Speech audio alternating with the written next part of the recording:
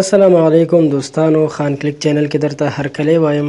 دوستانو که تاسو تر اوسه زموږ چینل نه وي سبسکرایب کړی نو همدا اوس یې سبسکرایب او د ګونګرو نشان ووهئ تر څو موږ تاسو ته نورې هم په زړه پورې ویډیوګانې جوړې کړو. دوستانو نن په ډېره یو مهمه موضوع باندې خبرې کوو. تاسو سره د پند یو ډکه قصه شریکوم په دې هیله چې ویډیو تر اخره وګورئ.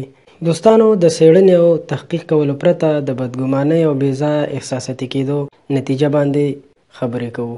قصه داسې وه چې په یو کور کې د یوې ښځې موبایل ته زنګ راځي. ښځه موبایل اوچتوي. هلو څوک؟ نمبر والا چې د ښځې اواز اوري خبره قصدن اوږدوي. وایي زه یم، ته څنګه یې؟ ښځه چې پوهېږي چې دا نابلده دی ټلیفوني اړیکه غوڅوي. سړی بیا زنګ ورته وهي. ښځه یې نه پورته کوي. سړی میسج ورته را استوي چې ستا نه قربان شم.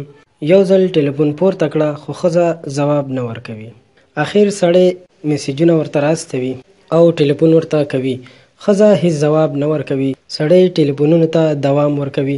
بیا یو ورځ ښځه په کار کې مصروفه ده. ټلیفون ته یې زنګ راغی. ټلیفون یې خواښې اوچت کړ. اجنبي سړی ورته خبرې شروع کړې. ولې ټلیفون نه پورته کوي؟ مړ دې کړم، دومره ظلم څوک نه کوي. مغروري ښه نه ده. ته ولې زما سره خبرې نه کوې؟ زه پر تا عاشق یم. خواښې ټولې خبرې اوري، ځواب نه ورکوي.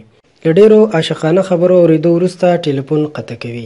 ماښام یې چې خاوند راځي د ښځې خواښې خپلې خونې ته طلبوي او هلته د شیطانت جال ورته غوړوي. زویه ښځه دې سمه نه ده، کمچینۍ ده، د پردي لونډګانو سره شناخت لري. بیا د ټلیفون کیسه ورته کوي. سړی هم اسماني کېږي. راځي پر ښځه راچوي. تر سهاره یې ډبوي. سهار یې ورور او مور راغواړي. کیسه ورته کوي. ورور له خوره پوښتنه کوي خورې دا کیسه رښتیا ده؟ خور ورته وایي د شپږو اولادونو مور یم، دا کارونه نه کوم، نه مې کړي دي. خواښې وایي که تا نه دي کړي اودس تازه کړه، قسم واخله. ښځه هم اودس تازه کوي. قرآن مجید راخلي. سوګند اخلي چې زه د چا سره اړیکې نه لرم. خواښې وایي دا چې د میړه سره خیانت کولی شي د خدای سره هم کوي.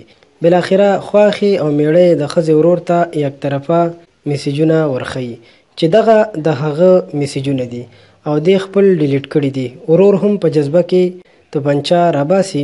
خور نارې پرې وهي چې د خدای لپاره واړه بچیان مې دي، زه بې ګناه یم، ما مه وژنه. ورور د خور په سر 4 ټکان د توپنچې کوي او وژني.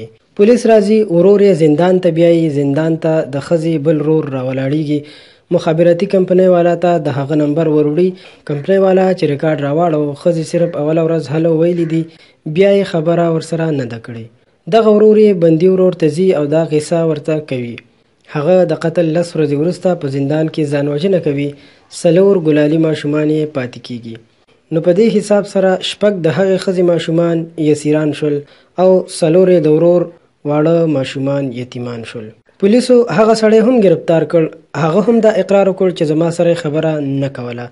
د الله د رضا لپاره زه تاسو ته عذر کوم چې د هر فیصلې څخه مخکې لږ تحقیق کوئ، او د الله لپاره هغه خلکو ته هم عذر کوم چې د پردو تورسرو کورونو ته زنګونه وهي او هغوی بې عزته کوي او کور کې ورته ستونزې جوړوي. دوستانو که تاسو غواړئ چې موږ تاسو ته نور هم دغسې په زړه پورې ویډیوګانې جوړې کړو نو زموږ له داد دپاره دا ویډیو لایک کړئ، زموږ چینل هم سبسکرایب او د ګونګري نشان ووهئ تر څو زموږ نور ویډیوګانې تاسو ته په اسانۍ در ورسیږي او تاسو ترې خوند واخلئ.